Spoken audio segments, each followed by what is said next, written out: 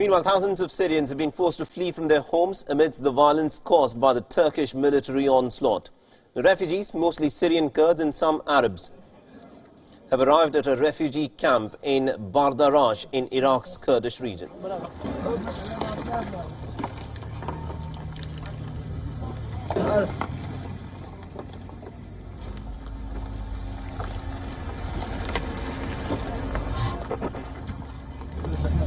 رزقان محمود حسن من قامش. شوي ارفع صوتك. رزقان محمود حسن من قامش. عمري 35 سنة. هربنا صار لي يومين بالطريق من تحت الضرب والقصف بالقامشلي والقتلى والجرح. Meanwhile, the Bardarash camp, which once housed the internally displaced Iraqis, was phased out last year, but it was reopened to house the Syrian refugees. Now, the refugees have said that they fled from their homes due to the continuous bombardments that they had been subjected to.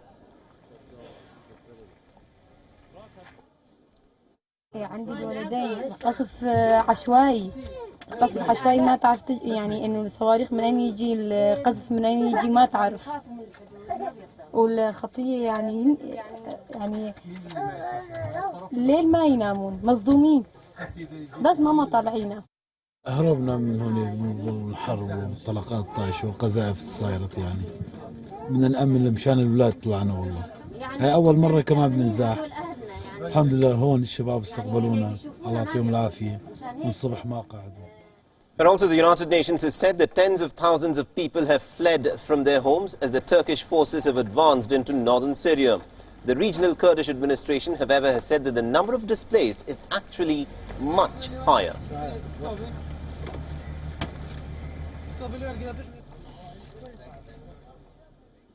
All right, let's now shift our attention to what is happening in Hong Kong, where the city's Legislative Council has turned into a bit of an arena of conflict.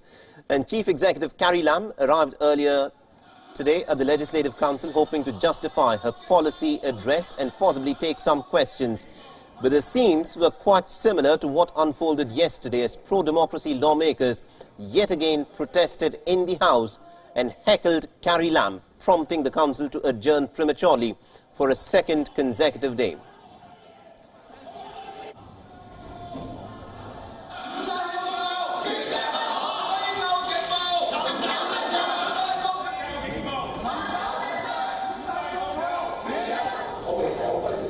Now, eventually, the council guards had to drag the pro-democracy lawmakers out of the chamber. There were also calls for Lam's resignation. Now, during her policy address, Carrie Lam focused mostly on problems like housing in Hong Kong and also the growing communication gap between the people and its leaders. We are very committed to engaging different sectors in society, but the dialogue that we are establishing takes various forms. So one form is the sort of open, district-based dialogue, televised, and so on. The other will be more in-depth, intense dialogue, closed door, with a smaller number of participants. But as one resident of Hong Kong pointed out, housing is by no means the most urgent problem that needs attention in Hong Kong. There is an organic anti-China sentiment in the city that has in fact triggered the protest, and that has not been addressed by Carrie Lam. It's interesting that where her priority is at with housing as opposed to all this that's going on right now in Hong Kong.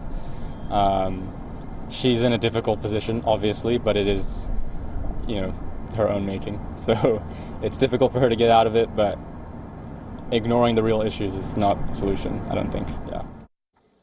Now, the man on your screens is Jimmy Sham, a civil rights leader in Hong Kong. He was attacked by 5 masked men with hammers and knives in the Mong Kong district. The police also believe that the attack was planned and was carried out by the people of non-Chinese origin. And this, in fact, is the second attack on Sham since the protests started. Now, Claudia Mo, a Hong Kong lawmaker, has also expressed suspicions over the attack. She has said that the attack may have been a warning to keep people off the streets. We can't help feeling that this entire thing is part of this plan to shed blood on Hong Kong's peaceful protests. If you think you're being peaceful and you're safe, you're not. And so think twice before you take to the street.